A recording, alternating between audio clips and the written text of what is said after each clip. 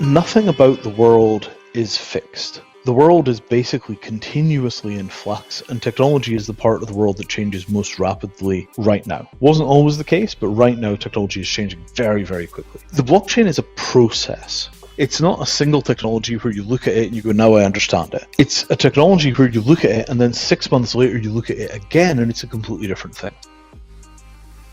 Hi everyone, my name is Waheed Rahman, co-founder Empasco, and welcome to a very special episode of the Innovation Civilization podcast. Today we'll talk about a topic that needs urgent attention and understanding if you're alive in the 21st century and listening to this right now. It's the entity that gave the single greatest investment return that any company in the world in history and seems to be creating an alternative financial system right under our noses. Yes, today we'll talk about cryptocurrencies and Bitcoin. Bitcoin as it stands gave the single greatest return in investment history, probably turning from 1 cent to 30,000 US dollars. That's almost a 3 million X returns. Every day, you see some government, some central bank, or established institutional investors like BlackRock, JP Morgan, announcing their entry into the crypto space one way or the other. Every time, people seem to poo-poo on the crypto space in every cycle. It just absorbs the criticisms. Engineers and developers in those ecosystems keep working on the problems despite of the hype cycles, and the crypto boom comes back even stronger. Our guest today is Vinay Gupta, who is one of the pioneers of the crypto blockchain space and the one who led the launch of Ethereum, the second biggest cryptocurrency in the world, the one that seemingly has even bigger potential than Bitcoin. We talk about the fundamentals of what is money, why we need money, its history, problems with our current financial systems, definitions and benefits of cryptocurrencies, and finally, if you're a policymaker in emerging markets or an individual living there, or someone who's getting fresh into the crypto space no matter where you live, then how should you think about crypto? We're also joined by our in-house blockchain expert and Empasco Partner Artur Safaryan. Our story starts with our guest being one of the very early adopters in the world of cryptocurrencies. Here's Vinay when I ask him about the introduction of himself into the space. So my first year being paid 100% in digital cash was 1999. I was part of an ecosystem called the e-gold, which was literally gold bullion stored in a vault, and you could trade other people direct weight of the gold that was in your control. So you could say to somebody, I'll pay you 3 grams gold to do this thing for me. And I persuaded the company I was working for that, cryptocurrency or digital currency as we called it at the time was the wave of the future. And so I spent a year being paid in this stuff in literally 1999. Might be one of the first people in the world to have all of their income go through one of these systems. So then, years passed and one thing led to another, and I spent a lot of time doing sort of defense contracting and stuff after 9/11. Lots of time in energy policy, lots of time in defense, security, and resilience. And then I started hearing people talking about smart contracts. And I'm like, smart contracts?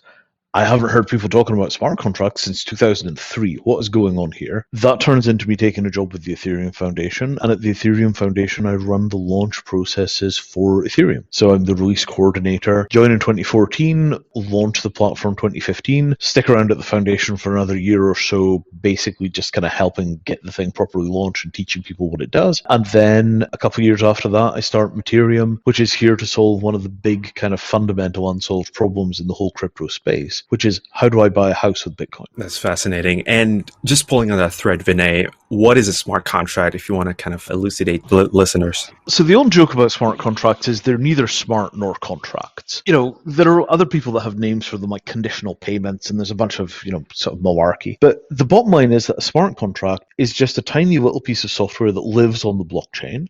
So rather than giving an instruction to pay somebody immediately, you give an instruction to put the money under the control of this little piece of software, and the little piece of software is a couple of 100 lines long at most, and it's basically a series of if-then statements about what to do with the money. Multiply number 1 by number 2. If variable 3 is more than variable 4, pay to Bob, otherwise pay to Harry.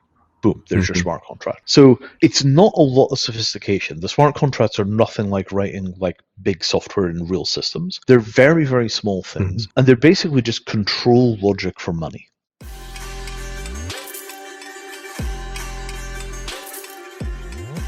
The origins and the use of money go back as far as human societies have existed. However, as one might expect, the exact iterations and forms of money was different and changed over time. And because it changed so many times, there's absolutely no guarantee that it won't change again. Prehistoric people knew that they needed to have some kind of mechanism to store their wealth, but most importantly, needed to be able to exchange wealth and value as well. Not every person had everything, so exchanging was important and valuable to them. Prehistoric people used to rely on bartering systems around 6000 BC, which was taken up by the Mesopotamian tribes around the area and was adopted by the Phoenicians as well. Bartering was the exchange of a thing for another thing. So you might have something valuable that I want, and I have something that you want, which is of seemingly equal value. Then a trade can happen. In the book of Politics in 350 BC, the Greek philosopher Aristotle contemplated the nature of money. He considered that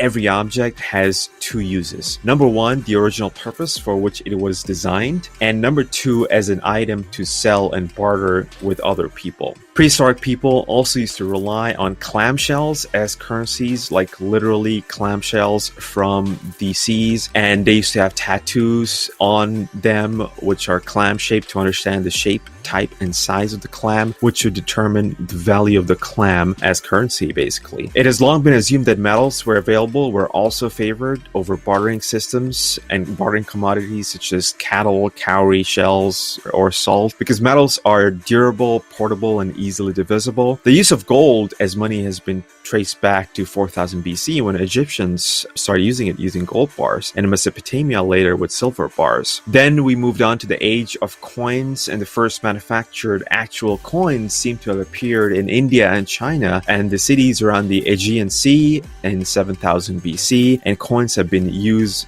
since then for a long time. Paper money was introduced in Song Dynasty China during the 11th century as merchants and wholesalers wanted to avoid the heavy bulk of copper coinage in large commercial transactions. In the medieval Islamic empires, a vigorous moderate economy was also created during the 7th to 12th centuries during the time as well, on the basis of expanding levels of circulation of a stable high-value currency like the dinar. Innovations introduced by Muslim economies during that time and traders included the earliest use of credit, checks, promissory notes, savings account, transactional accounts, loaning, trusts, exchange rates, the transfer of credit and debt, and banking institutions for loans and deposits. On the European side, the first European banknotes were issued by the Stockholm's Banco, which was in 1661, and credit and debit cards came around in 20th century, first experimented in Fresno, California with Visa and MasterCard as we know today. If there's anything that can be learned from the history of money, it's basically that money is consensus belief. It is determined by social consensus, very unique to humans, and the ability of humans to do complex social organizations is very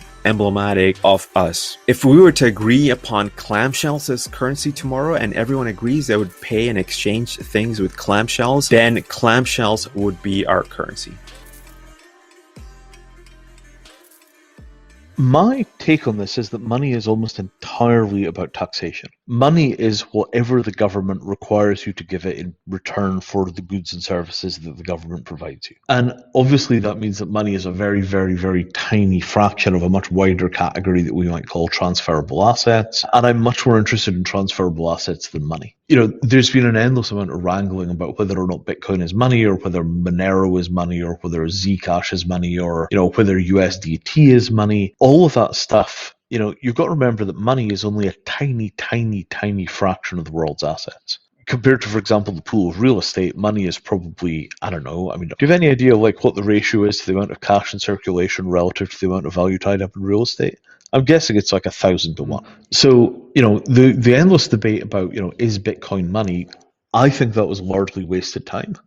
It doesn't matter whether or not it's money, right? It matters whether or not people want to use it for paying people. And, you know, people will say, well, you know, does that not mean it's money? And I'm like, it means you don't have to care whether it's money.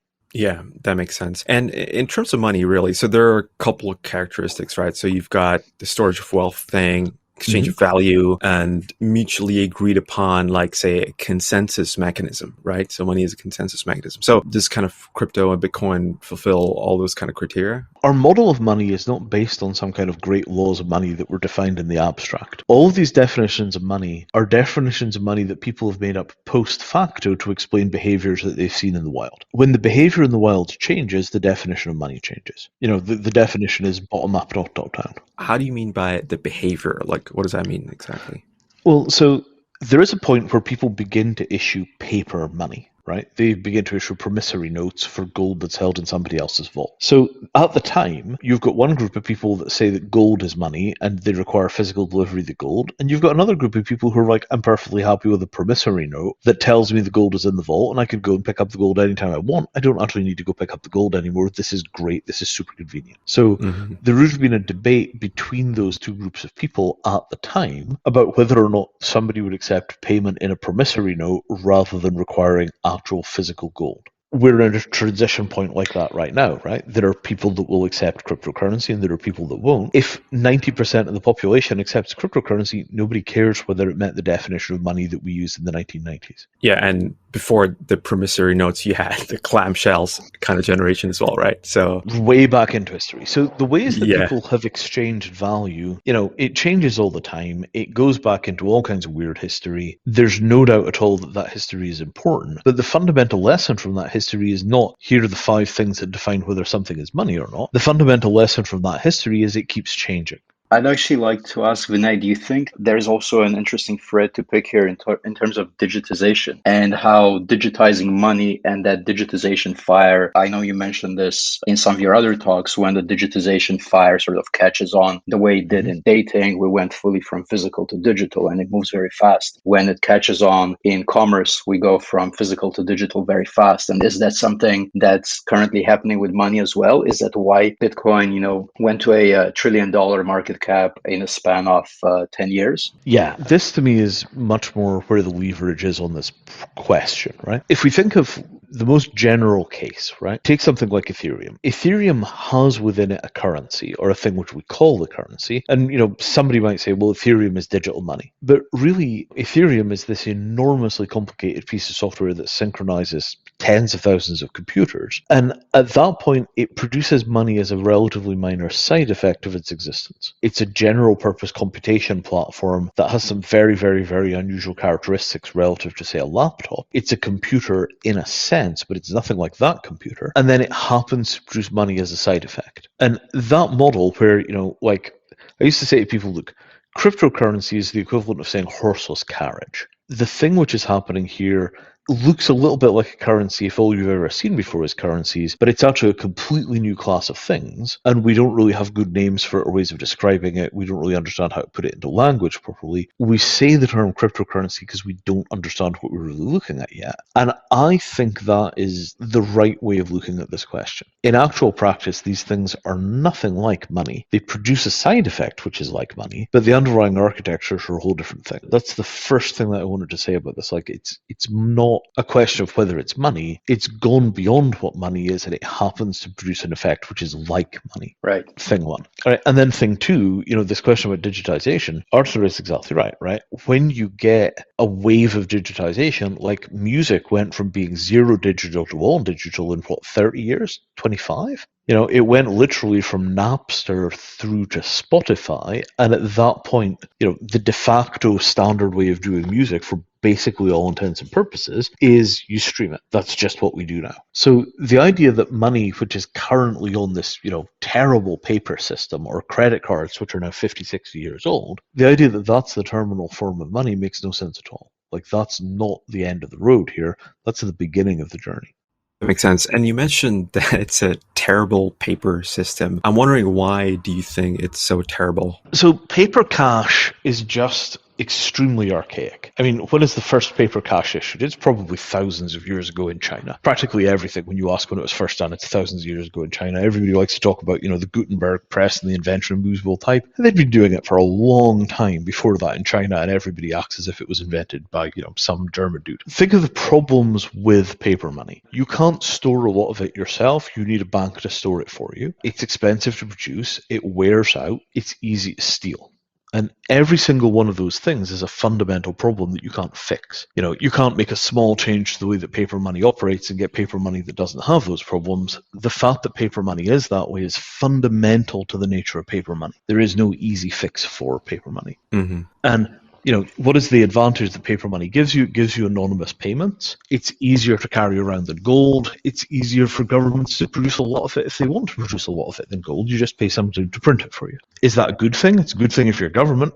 Is it a good thing for everybody else? Probably not. It's also worth mentioning that paper money is great for illegal activity, right? And this is what Bitcoin gets a lot of hate for. But actually, I mean, US dollars are a lot better, right, than even digital currency. I mean, what I say to people when they bring this up is like, look, the reason that, for example, the banks will close your bank account because of digital currency is not because the banks are fundamentally interested in eradicating money laundering. What they're fundamentally interested in is keeping their monopoly on money laundering. Okay, I mean, remember, yeah. Didn't HSBC get busted for laundering like $1 trillion of drug money or something like that? I seem to, wasn't the fine like $130 billion or something insane? The sums of money that these guys were laundering are absolutely staggering. And then everybody acts as if it's some great surprise that they get caught and somebody says, stop. Are we supposed to pretend that nobody knew until they were told to stop? Does that make any sense? Like, of course people knew they were doing this. It's just that they were considered to be the right people to be doing it for a while, and so they were allowed to do it.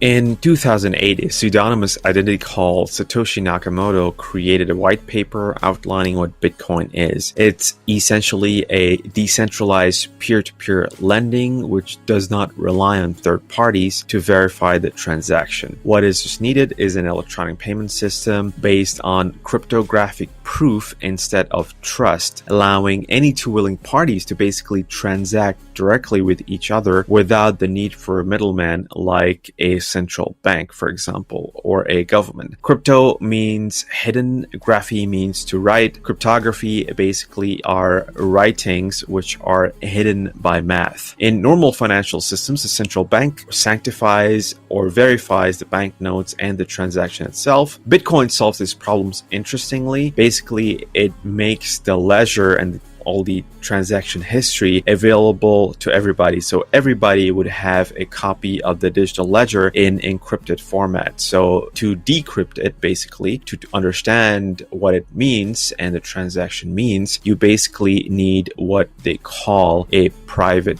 key. You have miners who are verifying and keeping the entire ledger intact, which means that they make sure that the ledgers tie up with each other and the ledger is kept in a perfect condition where the transaction history actually ties up with each other. So they need to provide computational power for this to essentially work, and they're incentivized by Bitcoin. And there's only a finite amount of Bitcoin in the world. It's about 20 million Bitcoins in the whole world, and a block time is where you make a statement and you don't have to take it back, really. Crypto takes money to computers natively and does not require any third parties. So Bitcoin isn't really a coin, it's a virtual ledger maintained by tons of machines across the world.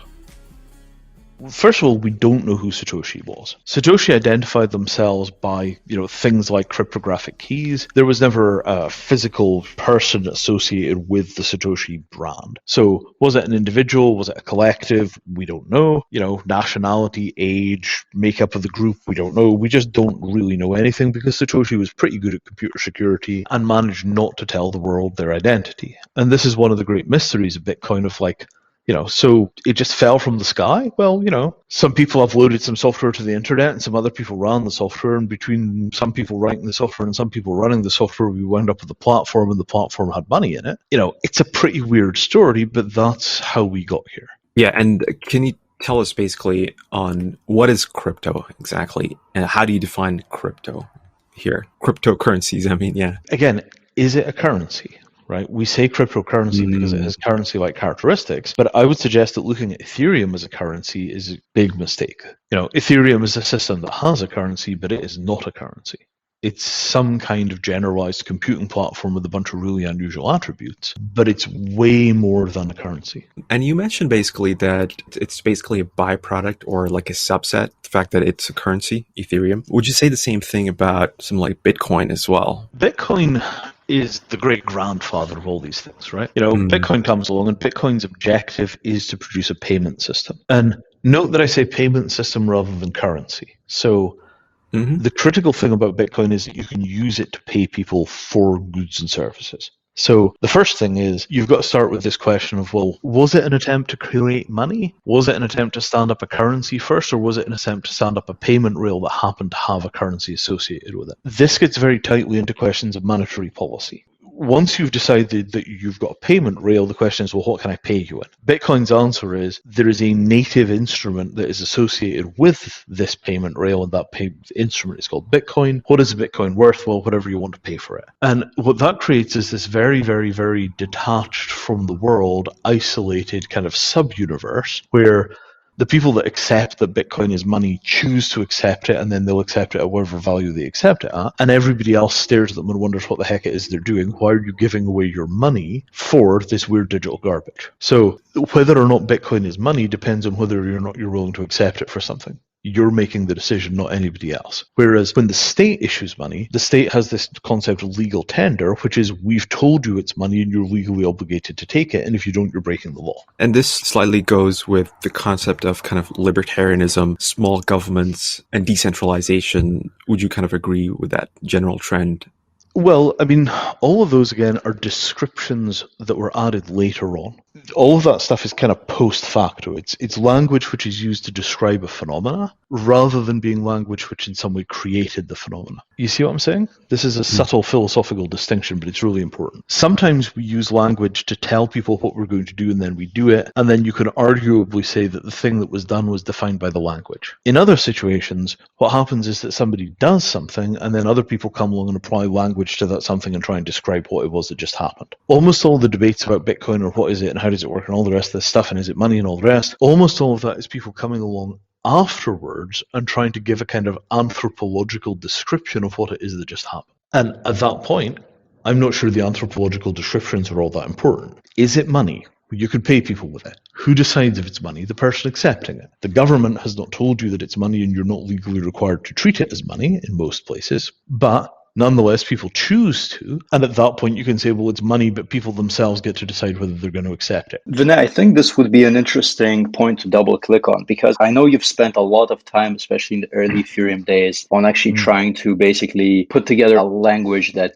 would describe this innovation. The stuff that we're seeing today, you were trying to figure out how to explain it 5 years ago, because they were things that we had never encountered, right? There's a notion of the internet computer, but then we have things like DeFi. What does that mean? NFTs. What is that? Ultimately, you arrived to sort of explaining Ethereum and blockchain through this speed of light versus high frequency trading. Maybe you could dig into that a little bit. Sure. Let's take a look at this question of whether it's money. I think this will give us the correct philosophical lens for looking at the rest of these questions. The critical thing about something like Bitcoin is not whether or not it's money. The critical thing about Bitcoin is who gets to decide whether it's money and what are the consequences associated with that decision. So in the case of fiat currency, the state tells you this is money and you have to accept the state's decision on that because it's legal tender and that means you are legally obligated to treat it as money. That's the default state for money. Bitcoin comes along and Bitcoin makes a proposition which is, well, this is a way of paying people, and if they will accept payment using this method of doing payments, then at that point we will regard that to be money. You say, hey, I will pay you in Bitcoin. I say, okay, sure. You say,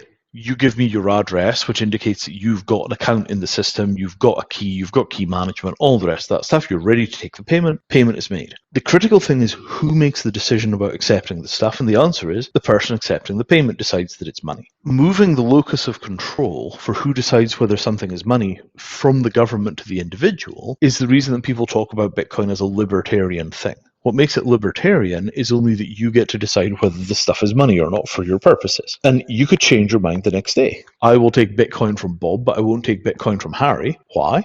Because I feel like it. Yeah, I understand the Bitcoin is the same, but I just don't feel like taking his payment in Bitcoin. I'm going to take it in cash, thank you. That shifting of who makes the decision about whether it's money or not, that's a much more important thing than concepts like decentralization or libertarianism or crypto-anarchism or any of the rest of these things. The most important part of this is about who makes the decision that they're going to accept the payment. Right, as opposed to previously where it would be top-down government decision that this is the money that we're working with. And for example, you can use pounds for transactions, but you cannot use yen or rubles like in the UK, for example, right? That's right. That's right. And it used to be that this wasn't even a question, right? So back in the day, payments were made in gold and silver, and nothing else counted. It was an innovation when governments began to bring in pieces of paper and tell you that these things were the same as money. That was a radical change to the existing state of affairs. And, the thing about gold was that gold and silver were very international. Somebody says, I'm going to pay you in gold, and they come along with Spanish doubloons. It's probably good enough for me. And then you get the process of the governments coming in and saying, like, no. The only gold coins that you're allowed to use are our gold coins. And this is where you begin to get this notion that currency has a national boundary associated with it. That's a relatively recent innovation. Back in the day, gold was gold and silver was silver. And if it had the wrong king's head on it, that didn't mean you weren't going to take it. And just on that, though, just for understanding from my perspective as well, why do you think governments actually came in and said that this is money versus, relying on gold? Like, what is the central reason and what has changed since then, basically? Well, so this goes back to the 1970s, right? When governments said, for example, £1 UK money, £1 is meant to refer to £1 of silver. So, just over 500 grams of silver is supposed to come to you in exchange for £1. It used to be that what it said was that this note is redeemable for £1 of silver. Now it's just redeemable for £1. Well, £1 of what? No, you don't understand £1. So we went from a system where there is an actual underlying physical thing which is being dealt with to a system in which there is no fundamental underlying. As a result, we've wound up in a position where the governments have the ability to continue to issue as much money as they like because there's no longer the need for them to have £1 of silver sitting in a vault to be able to issue a £1 note. And America went through this process in the early 70s. They went off what was called the gold standard, where the dollar was redeemable for a fixed amount of gold, and they went into a position where the dollar is not redeemable for anything. And then the governments have printed money and printed money and printed money and printed money. So the actual purchasing power of a dollar has gone down and down and down and down and down over time. And this, I guess, ties with the current state of a lot of the, crypto people looking at what's happening in the US with these new Biden's stimulus bills, saying, okay, basically the denominator that we switched from gold standard in 1973, where it was $1 is X amount of gold, and it became $1 is now $1. Today, in a lot of crypto people's minds, that's $1 is X amount of Bitcoin because the dollar denominator is no longer relevant. Absolutely. And, that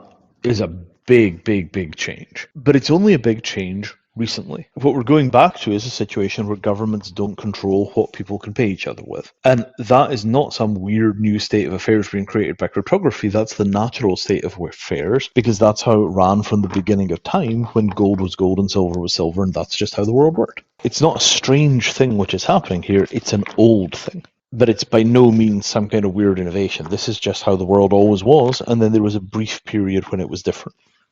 Vinay, so if we're looking at this sort of like a radical change that's happening, I guess, in the monetary systems, but also beyond that in the actual structure of the internet, from like Web 2 to Web 3, where we now have these payments rails, we have these internet computers and smart contracts and so on and so forth. Where are we in that timeline? So if we compare this to the sort of the development of the internet in, through like 80s, 90s, where would you say we are? So I used to say that we were in the late 80s. And the reason I said that was because we hadn't really invented the hyperlink, right? We had smart contracts, but we had basically no instances in which the smart contracts were interconnecting to each other to produce whole systems which did something that an individual smart contract couldn't do. It was very, very early days. The whole DeFi ecosystem now is chained smart contracts. Smart contract 1 defines a loan, smart contract 2 defines some kind of splitting of money, smart contract 3, lends the split money to somebody else, and da-da-da-da-da-da. And at the end of that process, you wind up with people running fairly sophisticated financial operations that span multiple organizations that are smoothly interconnected by virtue of the fact that they're all using smart contracts. And those smart contracts are architected to talk to each other. So I would say that we are now in the very early 1990s, right? I think that this is basically, say, 93, 94, maybe. You've gotten to the point where there are hyperlinks, where things are connected. And the reason that is important is we're now in a position where the whole is more than the sum of its parts. There is genuine synergy between companies in the DeFi space. If I produce a new thing in the DeFi space, somebody else can plug their stuff into it, and then somebody else can plug that hybrid into their thing. Suddenly the whole is worth more than the sum of its parts. That had not previously been the case, because when it's just a single smart contract sitting there isolated, most of the time you could essentially do that with a website. You could have an Amazon server, you could plug into the Amazon server, and you would get more or less the same effect. Once you've got 50 or 100 or 200 or 500 DeFi systems, all of which are smart contracts which can be interconnected like Lego blocks, now you're in a completely different domain. The whole is worth way more than the sum of its parts. And at that point, we're in a position which is analogous to where we were with hyperlinks in the early 1990s, because once you had hyperlinks, a hyperlinked document made the information in it worth fundamentally more than a non-hyperlinked document. Hyperlinks generated wealth. They made information worth more than it had been worth before. Okay, that's super interesting. And what do you think we should expect, beyond just, I guess, broad terms of global adoption or something along those lines? What are some of the big pieces of innovation that are still missing, but once they happen, we'll see a kind of a step change in the usability and in the various use cases of the blockchain tech? Right now, if nothing changes, and we just continue to see increasing acceleration and adoption, I would expect 5 or 10% of Americans to have crypto wallets, and I mean hardware wallets like ledgers, or equivalent security operations on their phones because they're using things like the secure element in their phones. I would expect 5 or 10% of Americans to have that level of security for their holdings within, let's say, 2 years. I think crypto is at the critical inflection point of America, going from being some kind of weird minority interest to being a real thing, not just in the minds of Wall Street and the hedge funds and the ETFs and all the rest of this stuff, but in the minds of ordinary people. I have obviously not been able to spend much time in America given that we've had COVID and all the rest of this stuff. But, the vibe that I get from the internet and the people that I'm talking to on the ground in the States is that the general public acceptance of crypto as being an actual thing is like, even if you live in weird small town America in the back end of someplace like Idaho or Iowa or Kentucky, there are a bunch of people in your town that are using crypto now. And if you want to know how to do it, you go around and you ask, Bob's brother who plays in a funk band, hey, you got a crypto wallet, right? How does that work? And once you're in a position where most people can ask around and somebody will sit them down and show them how it works, you're at the point where you get massive viral adoption. Because at that point, if I want to say, hey, I want to pay you in cryptocurrency to do this piece of web design work for me, you could just be like, I don't know how to take cryptocurrency, but I'll ask my brother's mate Dave, and Dave will sit me down and show me how to do it. And I think we're at that point where, if there's another 3 to 6 months of crypto bull run, even if Bitcoin just stays around 50K for another 6 months, I think by the end of that, we will be over the critical cultural hump where it's basically like as normal to have a crypto hardware wallet as it is to have a cell phone. And I think it's worth mentioning for our listeners that there's only about 5 million MetaMask wallets currently live globally. So what you're saying, Vinay, is basically like a 10x growth from where we are roughly right now within the next year or two in terms of adoption. In terms of adoption. Because the curve when something goes from, think of the history of cell phones. Initially, it's $6 a minute to use a cell phone, and the cell phone is the size of a brick. It's basically very closely related to the car phone, and pretty much the only people that are willing to pay that $6 a minute are people like movie producers or finance people. The cell phone continues to exist in that form for years before you begin to get phones that are small enough and cheap enough that people are sort of expected to have one. Did you ever live in a house that just had a wired phone that had no cell phones? Yeah, I definitely did, yeah. Yeah. So do you remember the point in your life where it was just expected that all of your friends would have a cell phone, and if they didn't, there was a problem? Mm-hmm, yeah. I think within 2 years, that's where cryptocurrency wallets will be. I keep stressing the hardware wallet angle on this because if it's going through something that looks like a crypto exchange, to all intents and purposes, you're just using a bank. And as a result, these things will be regulated by banks. It doesn't matter if your bank happens to be using Bitcoin. What will happen is that the exchanges will get forcibly merged into the banking system. They'll have the same kind of regulations, they'll have the same kind of pressures, and they'll wind up with the same kind of abusive policies and the same kind of nonsense. And at that point, there will be no liberating, emancipatory potential in the things like Bitcoin. It will just become another kind of money, and you will access it the way you access your existing money, which is you'll go through a bank to get there. At this point, we don't actually have any progress.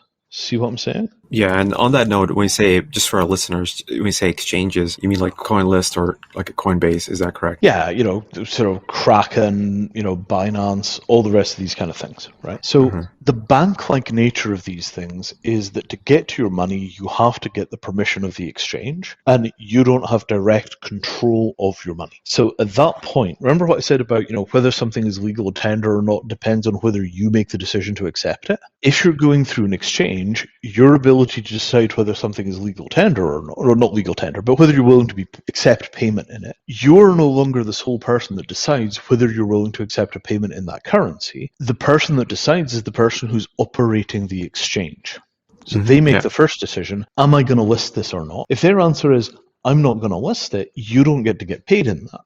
And now we have a problem. I want to get completely clear on this principle. The fact that you're taking the payment and you get to decide whether or not you're going to accept the thing that you're being offered, that is the critical emancipatory fact of the blockchain. You decide whether you will accept it, and there is no intermediary. As soon as that goes away and you have an exchange in the middle, it doesn't matter that it's Bitcoin or Ethereum or, Elbow coin or wherever the heck it happens to be. If somebody else makes the decision about whether or not you've got the potential to accept it or not, you're not using the blockchain, you're just using a bank. And then that bank might be using the blockchain, but you are no longer using the blockchain. The bank is using the blockchain. See the distinction? Yeah. So this is the classic crypto saying, not your keys, not your coins. Right. But they've put the emphasis in the wrong place, because when they say not your keys, not your coins, what they're really concerned with is the idea that the bank has the ability to seize your money and not let you have it. And sure enough, that's mightily inconvenient. But the much more fundamental thing that's happening in this instance is that the bank is deciding whether or not it's money for you. We don't list this coin because we consider this coin to be a scam coin. They've made the decision about whether this thing is money or not. And the revolutionary part of crypto is it gave individuals the ability to decide whether something is money or not, which reclaimed a fundamental power from the state. That was the fundamental insight. Once you've got exchanges that stand between people and the decision about whether something is their money or not, what you've done is you've taken the sovereignty that crypto gave people to make the decision about whether something was money, and you've given that sovereignty to these bank-like institutions. The bank-like institutions are corporations with licenses, and that puts them directly under the control of the state, at which point you're back in a position where the state is deciding whether or not something is money or not. And this primal decision about whether or not I will accept something in payment for goods and services, once that primal decision slips back out of our control and into the hands of the exchanges and thereby the state, it doesn't matter whether it's Bitcoin or Ethereum or USDT or straight dollars, you still have the same fundamental entrenched power structure making the decisions about what is or is not money. So this is the critical thing. It's about your choice about what you will accept that makes it really fundamentally a liberating technology. As soon as your ability to decide whether or not you will accept something for payment goes away, it's no longer a liberating technology, it's just banking. And hardware wallets are important infrastructurally for that distinction, basically. Hardware wallets are the thing which has come out of crypto. So this is essentially you saying crypto is not here to make you rich, it's here to make you free. Crypto is here to do different things for different people. The only crypto use case that I fundamentally approve of, the thing to me which is like, oh yeah, this is working, we're really getting somewhere, the only one is the fact that the Nigerians are paying the Chinese for physical goods in Bitcoin as a way of dealing with the foreign exchange restrictions in Nigeria. Is that something that actually happened? That is right here, right now. It's hard to estimate the volumes, but the Chinese are accepting Bitcoin from the Nigerians because, they just can't get paid in dollars right now. And that's the real world, right? It's almost like an alternative financial system being created. Well, who gets to decide who's going to accept what payment for the goods and services. The Chinese have decided that they are willing to accept Bitcoin from the Nigerians for goods, and the Chinese that make that decision are not the Chinese government or the Chinese banking establishment, it's individual Chinese vendors. Something really new is happening there. That is not yesterday's system. That's tomorrow's system. For the last 60 years or so, people have tried to work on currency that's native to the internet. The internet is unlike any medium ever, so having currency that's native to the internet and utilizes the unique nature of the internet is very important. So you've got BitGold, Zcash, and others, which were precursors to Bitcoin. So Bitcoin was not really an accident. It was an eventual coalescing point of those efforts, really. Paul Graham, a Silicon Valley venture capitalist and founder of Y Combinator, announced in 2008 the insurmountable challenges of accepting online payment, which caused the Stripe brothers to work on the problem and create a company called Stripe, which formed the financial infrastructure of payment system used today for businesses on e-commerce. On that note, being native to the internet means crypto has some unique advantages. So this is something we covered with Vinay on what are the unique benefits of crypto and why did it become so famous and popular over such a short period of time. If the governments were sane, healthy institutions that everybody believed in, nobody would be willing to risk their hard-earned dollars on some weird speculative coin thing produced by an anonymous person on the internet that they're never going to meet. Mm-hmm. That is the last thing you would do if you had any faith in your government. The thing which is driving the adoption of crypto is that the governments are run so badly, you think, could they really be any worse than the Federal Reserve? Let's give it a try.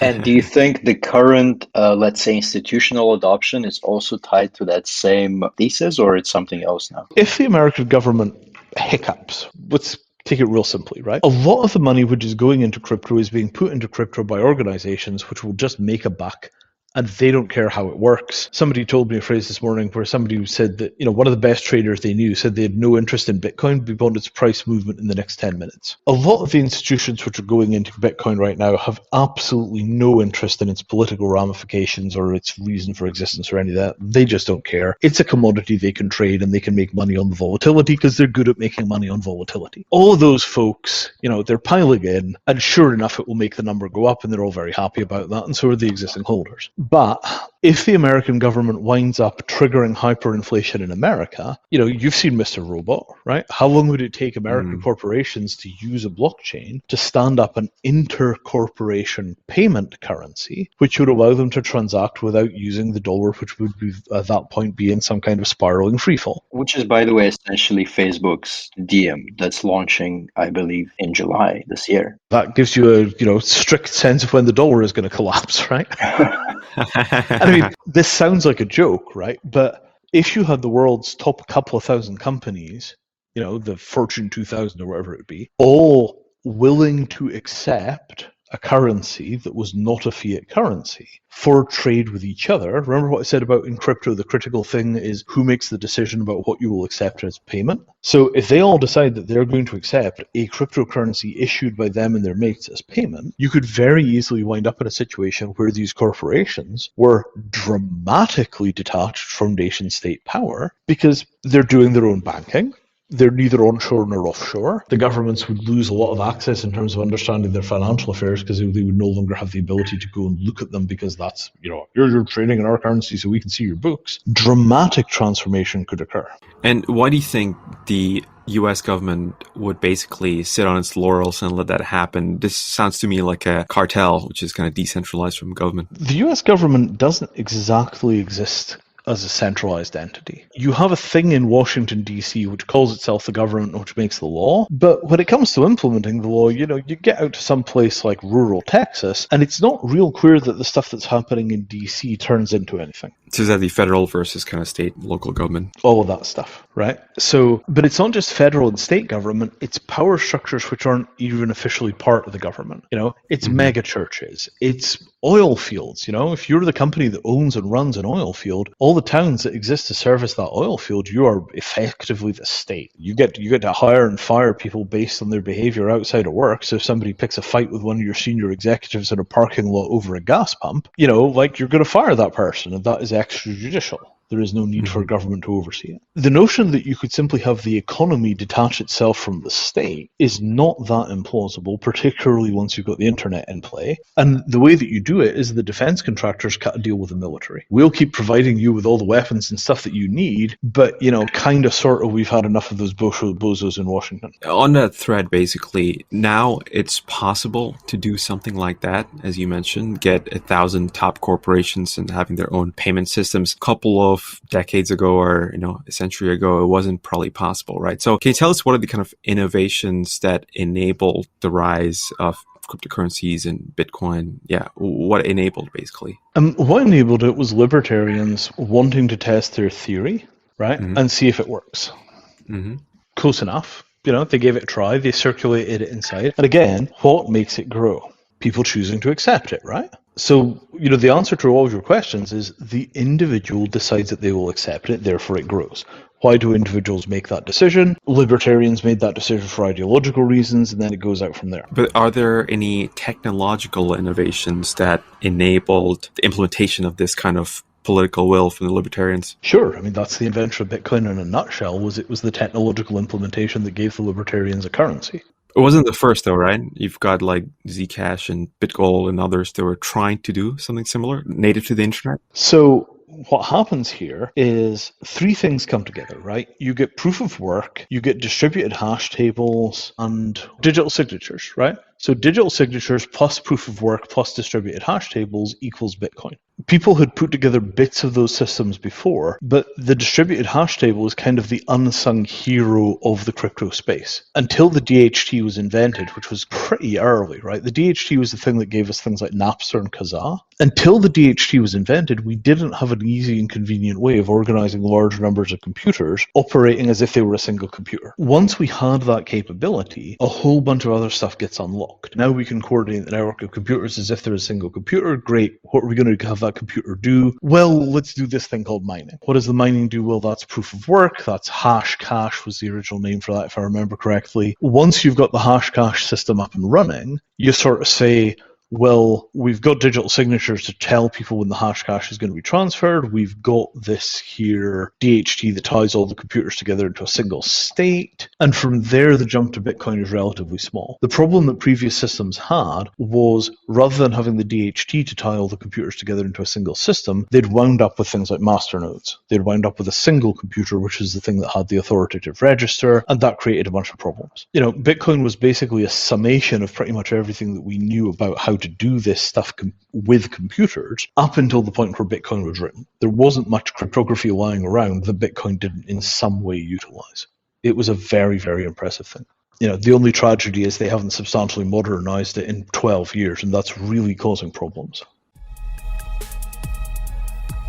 At Empasco, we're quite interested in emerging markets and how the governments in emerging markets can think about and leverage this unique foundational technology for state building and development. We've already seen China launch its own digital currency, the digital renminbi. We've also seen the Indian and Turkish governments basically talk about potentially banning crypto. But the tech is so fundamental that by banning, you miss out on becoming the next innovation hub. We've already seen that with the state of New York regulations being so old school and stringent that a lot of crypto companies are going for places like Gibraltar to do their ICOs. That's the initial coin offerings. So we covered this topic with Vinay as well, but also equally we covered on how individuals living on those markets should be thinking about crypto as well.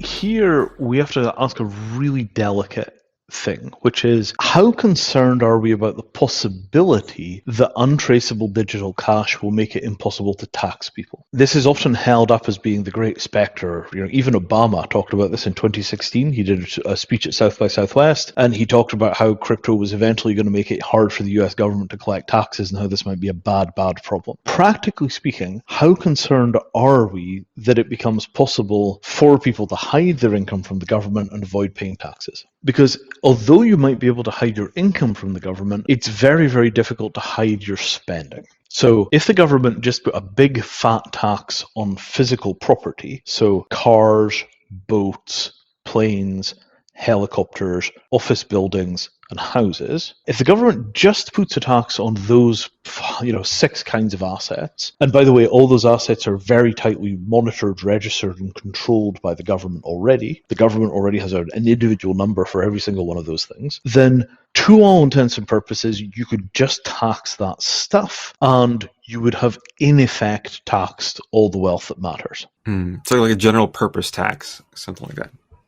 If I can't see people's income, but I can see their houses, and I just tax people based on how big their house is, you might get a bit of a fashion for rich people living in tiny, tiny, tiny little apartments in the middle of nowhere and paying almost no taxes. But most rich people will stay exactly where they are right now, and they'll just pay whatever it costs to live there. So if we tax the big physical wealth items, if you are rich, cars, planes, houses, boats, right? Helicopters if you're really rich, that's probably a very substantial chunk of your net worth. Because even if you're wearing very expensive fashion, the vast majority of people, the house they keep their expensive fashion in is going to be worth way more than the fashion which is in the house. You might wind up with collections of fine art. Oh, you've got $100 million worth of art. Maybe the government figures out how to tax that stuff in exchange for some kind of insurance or fraud prevention or some other government function. The police say, if you didn't pay tax on the art, if it's stolen, we won't investigate. Pretty soon people are going to pay tax on their art. Or you do it through insurance, right? You say to the insurance companies, the law is, if they didn't pay tax on it, you're not allowed to pay out anything if it's stolen.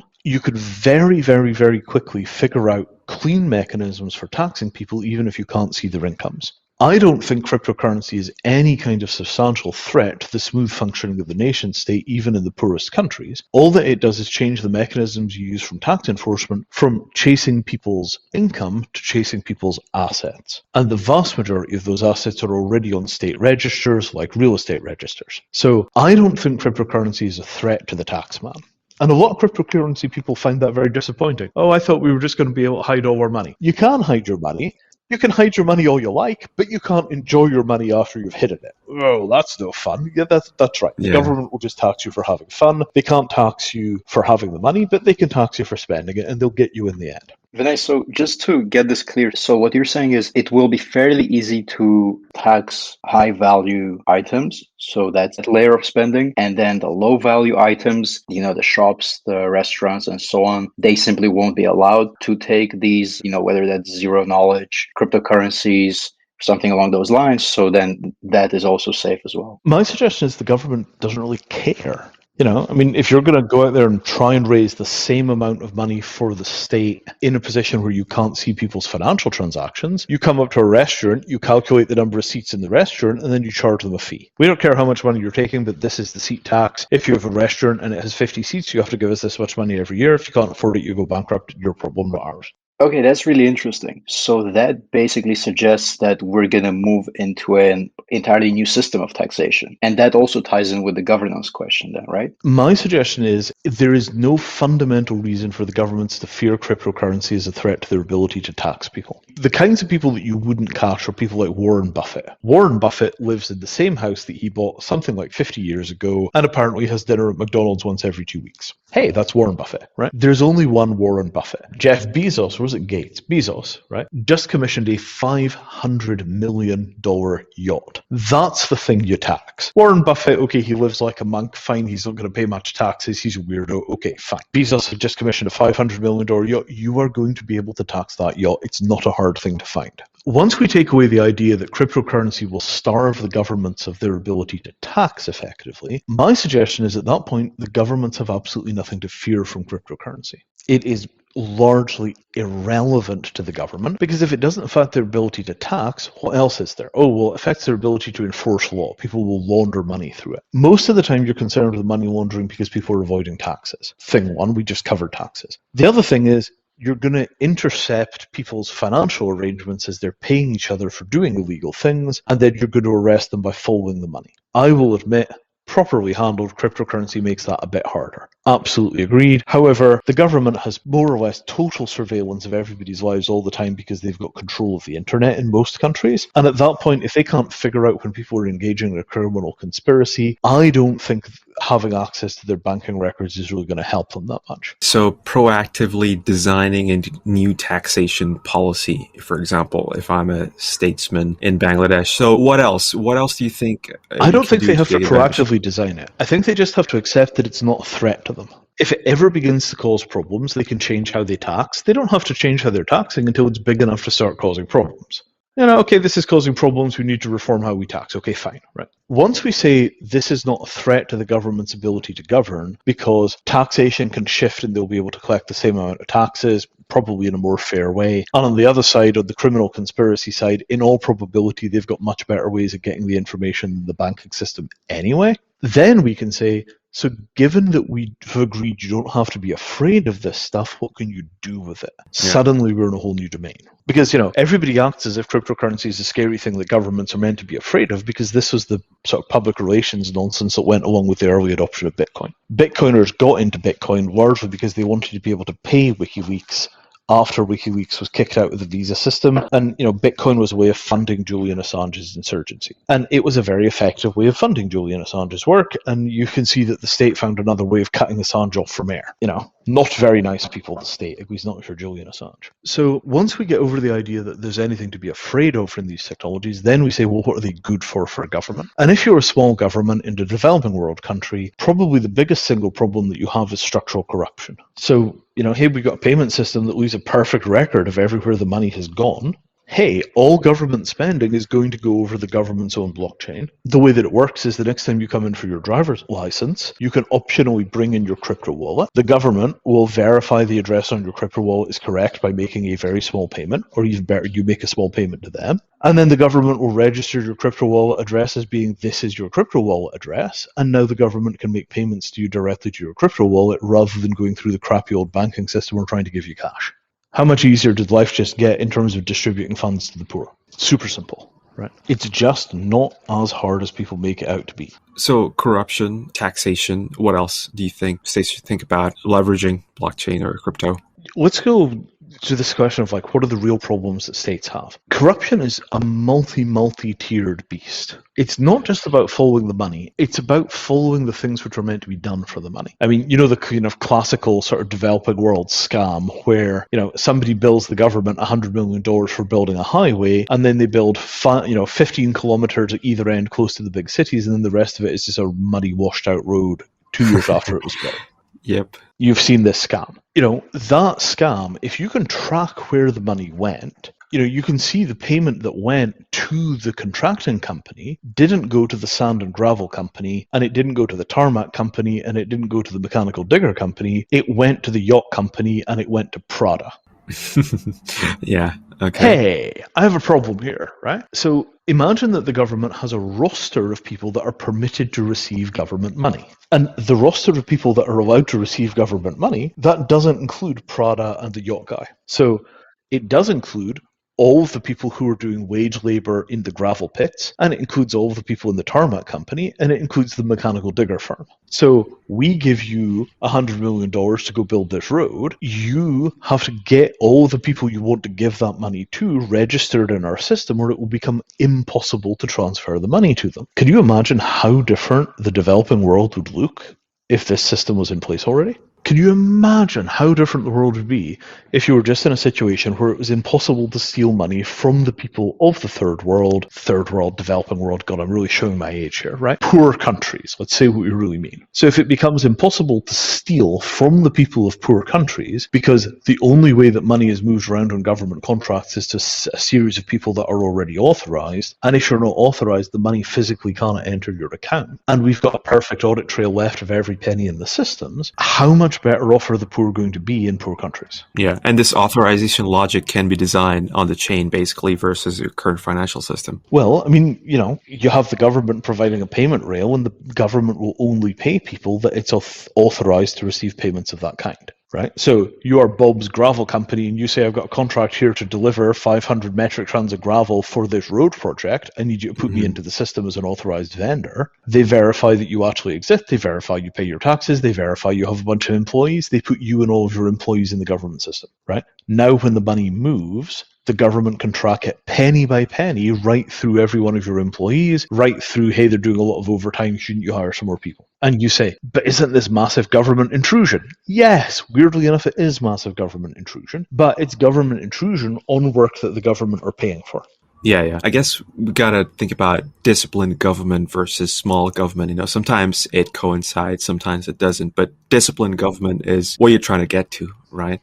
That's right. It's a tool for the governments to be able to control what happens to the money that they spend. That makes sense. And since you talked about poor countries and poverty-related initiatives, I know the charity space, it's quite prone to these kind of, you don't know where your money goes when you basically pay $100, right? So can you speak about how blockchain is currently used in the charity space and what's the problem and how can it help? I think it's also worth prefacing that this is actually what Vinay does at Mattereum, and this notion of organizing the physical world that is capable of solving so many global problems, whether that's the corruption that's happening in governments or the charity world, but also beyond that, just problems related to sustainability. And maybe we can dig into that a little bit as well. Sure. In terms of how you would use blockchain in the charity space, just use it to give money directly to poor people. Get rid of the charities completely. If you could get an identity register of who are the poor people that have crypto wallets, and you can make sure that this wallet belongs to a person that's inside of the demographic you want to donate money to, just give the money directly to the poor people. Why would you do it any other way? What possible reason could there be to have this vast aid bureaucracy in the middle? Have you ever been to Geneva?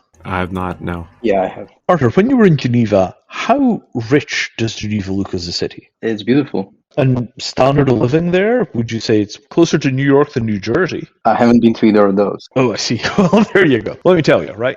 Geneva is like the most expensive parts of New York, and the whole city is that way. It's a phenomenally expensive place to live, and an enormous amount of the Geneva economy is the money that's pouring in from all the aid bureaucracies that are HQ'd in Geneva, and have a whole bunch of staff that are paid $115,000 a year tax-free. The international system is rotten to the core, and you want to ask what blockchain would do, you figure out who the poor people are that have blockchain wallets, and then you give money to them directly. And then you can account for every penny because you can see how the money is spent afterwards. Mm-hmm. Okay, makes sense. Vinay, does this sort of tie into the idea of UBI? It ties very closely to the idea of UBI. So universal basic income over the blockchain, I think, is one of the world's just best ideas. Because the problem with UBI is everybody's afraid that if you start giving people basic income, what will happen is the landlords will jack up the rents, and then all that you'll be doing is paying a direct subsidy to the landlord and the people providing broadband and, similar. So if you've got a basic income that runs across a blockchain, you could follow the money exactly to figure out whether or not that's happening. And if you do see it happening, the evidence will be on-chain and completely incontrovertible. And that is a game changer, because the ability to do UBI with ultra-close monitoring of what's happening means that if you begin to see companies hoovering up the UBI in this kind of monopolistic way, you have the opportunity to go in and stop that almost as soon as it starts. A completely different way of doing this thing is possible than just handing people cash, because if you hand them cash without the ability to monitor where the cash winds up, the possibility is always going to be that there's just a gigantic cash hoover run by the established monopolies that just come in and steal everything. And the following question from all of this is, if you are a person living in those, let's say, poor countries, right? What steps can you undertake today rather than wait for the government to, adjust its policies or wait for something like UBI to happen? What can you start doing today? For folks who are living in poor countries, literally the starting point is to start learning about these technologies and figure out how to use them. Right now, most of these technologies are very, very broken because of the enormously rapid growth that's happened in the last year, and we haven't really caught the technology up. So right now, it's costing more money to do an Ethereum transaction than most folks in poor countries are earning in a year. The systems are just destroyed by rapid growth. A lot of work is going into getting scaling solutions so that they will begin to operate efficiently again, and it'll be cheap to make payments like it ought to be. And at that point, these things will begin to stand up again. There are a bunch of blockchain systems which are still relatively cheap because they use proof of stake rather than proof of work. I don't know what I would recommend of those, maybe Avalanche. Getting to know the lingo, reading about them, understanding the technologies, getting wallets set up,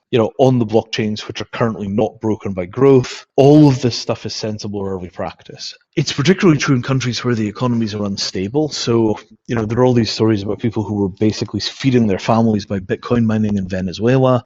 People who are in economies that have a risk of hyperinflation, storing some wealth in the form of crypto assets is not a bad plan. It's also not necessarily a good plan because those assets are inherently very, very volatile. But there are currencies like USDC, which is a dollar-denominated coin, which is backed one-to-one by US dollars. So if you were in a place like Venezuela and you bought Bitcoin, you'd be very rich one day and very poor the next. If people buy Bitcoin at the current valuation of whatever it is, $55,000, that's probably going to go down a long way before it hits 100 grand.